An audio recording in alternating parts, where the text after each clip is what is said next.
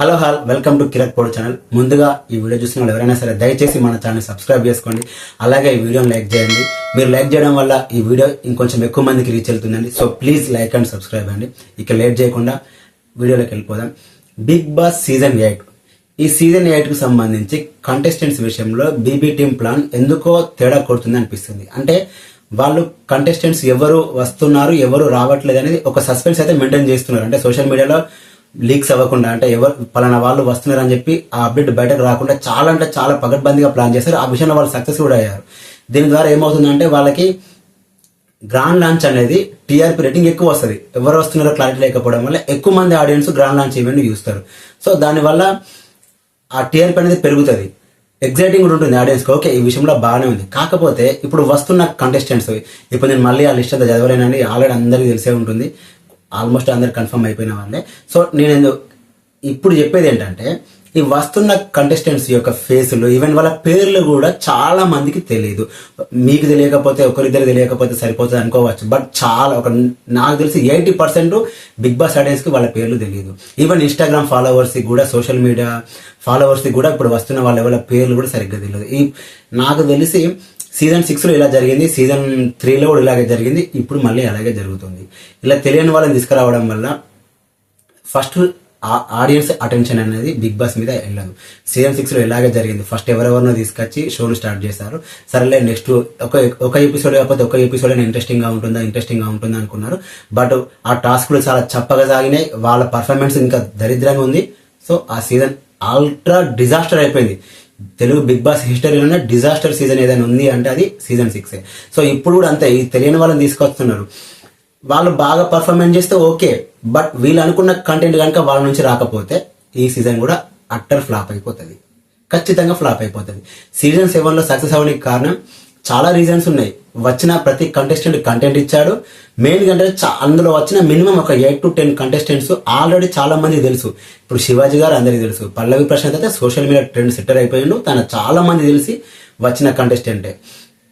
ప్రియా జైన్ గారు తెలుసు. అలాగే శోభా శెట్టి అయితే కార్తికేయ దీపం సీరియల్ తో చాలా ఫేమస్. టేస్టీ తేజ సెలబ్రిటీస్ తోనే ఇంటర్వ్యూ చేసిన పర్సన్. సో ఈ విధంగా ఆల్మోస్ట్ తెలిసిన కంటెస్టెంట్స్ నే తీసుకున్నారు. వాళ్ళు అదే రేంజ్ లో అవుట్పుట్ ఇచ్చారు. ఆ సీజన్ చాలా అంటే చాలా సక్సెస్ అయింది. Biggest blockbuster Telugu Bigg Boss హిస్టరీలోనే సీజన్ 7 అనేది బిగ్గెస్ట్ బ్లాక్ బస్టర్. అలాంటి సీజన్ తర్వాత వస్తున్న సీజన్ అంటే ఏ రేంజ్ లో ఉండాలి, కంటెస్టెంట్స్ ని ఏ రేంజ్ లో సెలెక్ట్ చేసుకోవాలి.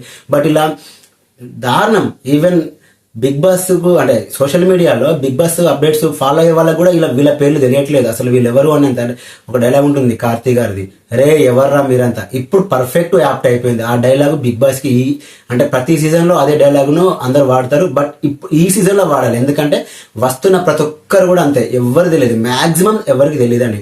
ఒక Nikhil serial actor Nikhil and Shekhar Basha, hero ఓమాదిత్య, కొంతమంది ఒక 4-5, అది కూడా పెద్ద లైమ్ లైట్ లో ఉన్న వాళ్ళు కాదు. పెద్దగా వాళ్ళ ఫేసులు వాళ్ళ గురించి పెద్దగా తెలిసింది కూడా కాదు. చాలా తక్కువ మంది తెలుసు వీళ్ళ గురించి కూడా. అల్టిమేట్ గా వీళ్ళు హౌస్ లోకి వచ్చి పర్ఫార్మెన్స్ చేసిన దాన్ని బట్టి డిపెండ్ అవుతుంది కాబట్టి. సో వీళ్ళు మాత్రమే కొంతమంది తెలుసు, రిమైనింగ్ ఎవ్వరు కూడా తెలియదు. పోనీ వాళ్ళు వచ్చాక వాళ్ళు ప్రూవ్ చేసుకుంటే షో ఇంకా బాగా ఎంగేజింగ్ గా ఉంటుంది అనుకుంటామంటే ఈ లోపే వాళ్ళకు ఎలిమినేషన్ అయిపోతే. ఇప్పుడు నైని పవని గారు ఉన్నారు, తను మంచి కంటెస్టెంట్, బట్ ఏం చేస్తాం, బ్యాడ్ లక్, తను ఎలిమినేషన్ అయిపోయింది. తను ఎలిమినేషన్ అయిపోయాక అయ్యో నయని పవన్ గారు ఉంటే బాగుండు కదా, తను ఖచ్చితంగా మంచి కంటెంట్ ఇచ్చేది అని అన్నారు. బట్ యూజ్ ఏంటి, ఆల్రెడీ ఎలిమినేషన్ అయిపోయినాక. ఇప్పుడు వస్తున్న వాళ్ళలో టాలెంట్ ఉండొచ్చు, బట్ ఈ లోపు వాళ్ళకు ఫేమ్ లేకపోవడం వల్ల మినిమం 2-3 వీక్స్ కూడా సర్వైవ్ అయ్యే ఛాన్సెస్ లేదు. ఎందుకంటే వాళ్ళ కోర్స్ పడే, వాళ్ళు ఎవరికి తెలియదు, వాళ్ళ పర్ఫార్మెన్స్ కూడా మనకు తెలియదు. వాళ్ళు ఎలా ఉంటారు, వాళ్ళు ఎలా బిహేవ్ చేస్తారు, వాళ్ళు ఏ రేంజ్ కంటెంట్ ఇస్తున్నారు, గుడ్ ఆర్ బ్యాడ్ ఎవరికి తెలియకపోవడం వల్ల వాళ్ళ కోర్స్ పడవు, వాళ్ళు తొందరగా బయటకు వెళ్ళిపోతారు. సో ఈ విధంగా సీజన్ అనేది ఫ్లాప్ అయిపోతుంది ఖచ్చితంగా. ఇట్లా ఇప్పుడు ఎక్స్పెక్ట్ చేస్తున్న కంటెస్టెంట్స్ కనుక వస్తే వాళ్ళు స్టార్టింగ్ నుంచే టాస్క్ లో ఎక్కువ అంటే మంచి కంటెంట్ వచ్చే టాస్క్లే ఉండాలి. లేకుండా నార్మల్ టాస్కులు పెట్టి సీజన్ మధ్యలో వచ్చిన తర్వాత ఇంట్రెస్టింగ్ టాస్కులు పెడదాం అనుకుంటే మాత్రం ఖచ్చితంగా ఈ సీజన్ ఫ్లాప్ అవుతుంది. ఖచ్చితంగా ఫ్లాప్ అయిపోతుంది. ఎందుకు అంటే ఇప్పుడు వస్తున్న కంటెస్టెంట్స్ అలా ఉన్నారు.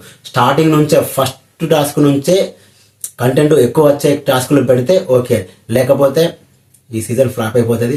ఇది బీబీ టీం మరి ఎందుకు అంటే వాళ్ళ ప్లాన్స్ వాళ్ళకు ఉండొచ్చు, బట్ అల్టిమేట్ గా ఆడియన్స్ డిసైడ్ చేస్తారు కాబట్టి. ఇప్పుడు సీజన్ 6 లో కూడా వాళ్ళ ప్లాన్స్ వాళ్ళకు ఉన్నాయి, బట్ ఫ్లాప్ అయిందా లేదా. సో వాళ్ళు ఎంత ప్లాన్ తో వచ్చినప్పటికీ కూడా పర్ఫెక్ట్ టాస్క్లు ఉంటే తప్ప ఈ సీజన్ హిట్ అయ్యే ఛాన్సెస్ అయితే మొత్తానికే లేదు.